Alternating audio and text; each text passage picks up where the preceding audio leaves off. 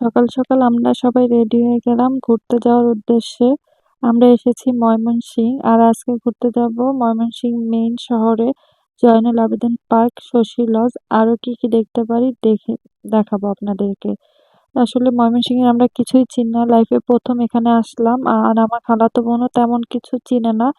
তো আমরা নেট দেখে দেখেই ঘুরতে আসলাম। শশী লজে আসলাম কিন্তু ভাগ্য খারাপ যে শশী লজ আজকে বন্ধ। তো আমি এই যে গেটের ফাঁকা দিয়ে একটু ভিডিও করে নিচ্ছিলাম আপনাদেরকে দেখানোর জন্য।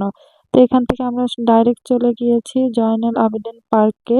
আমরা একটা অটো দিয়ে যাচ্ছিলাম আর যেহেতু জয়নুল আবেদীন পার্কে আসলাম, এখানে পার্কটা এত বেশি ভালো লেগেছে আমার কাছে, বরিশালের যারা আছেন তারা বুঝতে পারবেন পার্কটা দেখতে একদম হচ্ছে মুক্তিযুদ্ধ পার্কের মতো, বরিশাল মুক্তিযুদ্ধ পার্কের মতো। তো আমি এখানে আসার পরে আমার বরিশালকে অনেক বেশি মিস করছিলাম, অনেক বেশি মনে পড়ছিল কিন্তু আমার ভালোই লাগতেছিল। তো ইয়াসটা তো খোলা বাতাস, খোলা নদী দেখে একদমই এক্সাইটেড হয়ে গেছে। আর এখানে আমরা সবাই ঘুরে ঘুরে দেখতেছিলাম, পার্কটা অনেক বড়, এক সাইডে পার্ক অন্য সাইডে নদী, তো দেখতে খুবই ভালো লাগতেছিল। আর অনেক ফ্রেশ ফ্রেশ ফিল করছিলাম, আমরা যেহেতু নদী খুব পছন্দ করি তো অনেক ভালো লাগতেছে। পার্কের এই পিছন সাইডে কিছু রাইড ছিল, যদিও এগুলো পুরাতন রাইড, একদমই ভাঙা। তো রাইড গুলাতে আমরা নিজেরা উঠেই নিজেরাই চালাচ্ছিলাম, এমন একটা অবস্থা। এই যে দেখতে পাচ্ছেন পার্কটা আমার কাছে অনেক বেশি ভালো লেগেছে। ময়মনসিংহ থেকে যদি কেউ আমার ব্লগ দেখে থাকেন তাহলে অবশ্যই কমেন্ট করে জানাবেন আর আপনাদের এলাকায় আর কি কি দর্শনীয় স্থান আছে। তো এখানে আমরা আগে পার্কটা পুরা সম্পূর্ণ ঘুরলাম, তারপরে ঘোরা শেষ করে তারপরে আমরা চলে গিয়েছিলাম নদীর পাড়ে। আমরা একটু নৌকায় উঠবো।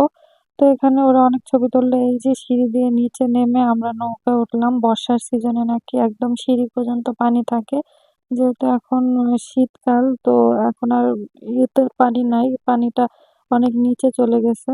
তো মাম্মা গেছে একটা নৌকা ভাড়া করতে, মামা নৌকা ভাড়া করে নিজেই নৌকা চালাচ্ছিল। আর আমরা সবাই ভয়ও পাচ্ছিলাম, অনেক মজাও করতেছিলাম, কারণ নৌকার মাঝিটা একটু বয়স্ক ছিল, তো মামা ওনাকে হেল্প করছিল। তো মামা নিজেও নৌকা নৌকা চালাচ্ছিল একটা লাঠি দিয়ে বৈঠা বানিয়ে ফেলেছিল।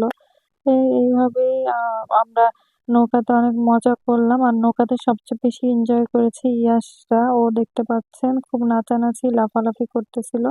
আর অনেকদিন পরে দেখা যায় যে দেশে আমার মেজো খালামণি, আম্মু, আমরা সবাই বের হলেও ছোট খালামণিকে কখনোই পাই না এভাবে ঘোরার জন্য।